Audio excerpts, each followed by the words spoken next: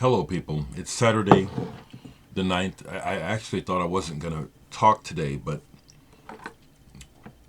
you get on that damned internet and what do you find out? More people are dying. And I have to speak about this person.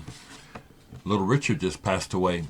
He's been in my thoughts for years now, just thinking to myself, as important as what Little Richard did, in my opinion, to be alive and to be so forgotten, I've always thought was kind of criminal. Actually, mounted a couple of just casual efforts to raise attention to this. Really went nowhere. But Little Richard is truly one of the architects of rock and roll. The first long player record I ever owned in my life was the Little Richard album with the gold cover. My favorite uncle, Uncle Harry, gave it to me. My grandfather gave me an album for Christmas, I think that same year. I still have that. It's in tatters, but the Little Richard, I played it to death. I can't even imagine what happened to it or what kind of condition it was in when it finally went to its grave.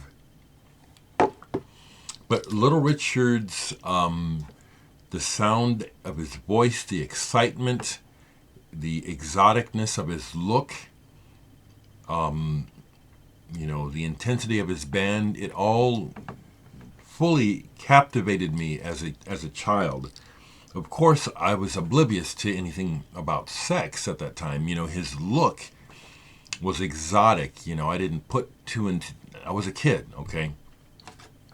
The only record I probably have more, but the one I just went in and looked out and said, and just took a quick look, and bam, there this was. So it says, yeah, I need to say something. Good Molly, golly, Miss Molly, Little Richard. As you know, he was one of those folks where as he got older, he turned towards religion. And it's understandable. It really is when you've lived such a crazy life where everything goes, After a while, none of that makes sense, and you need to put your feet down on solid ground somehow. So I relate to how a lot of folks, because of the way that we're raised and what we're taught, that we go to religion. I'm glad that I personally can see past the dogmatic part. The spiritual part is important. The dogma, I can say, to hell with that. But Little Richard, I'm not going to talk too much longer. So for example, in Washington, D.C., now some people may think I'm foolish, but I'm going to say this. In Washington, D.C., there's a statue of Albert Pike, the guy that started the Ku Klux Klan. I know he did some other stuff, which is what the statue is supposedly based on. But if that son of a bitch can have a statue with all the blood on his hands, why can't we have a statue for all the good that someone like Little Richard has done, specifically Little Richard? Because my understanding is that a lot of the times on the road, he was an observer as opposed to being a participant. Not that it really makes that much difference, but do you know what I'm saying? Little Richard has always struck me as a guy who I can relate to.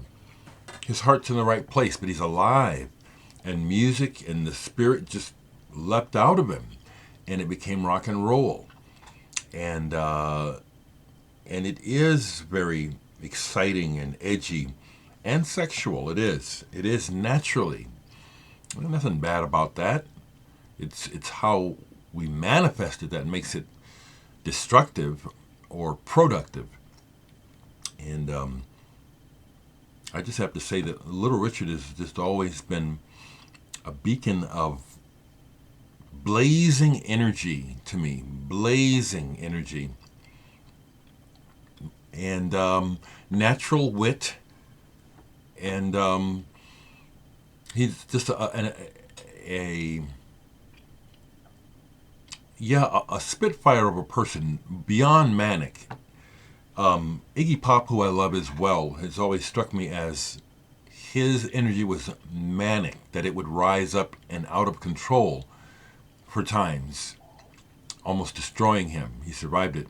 Whereas Little Richard's energy was focused and always there, a burning cauldron of energy.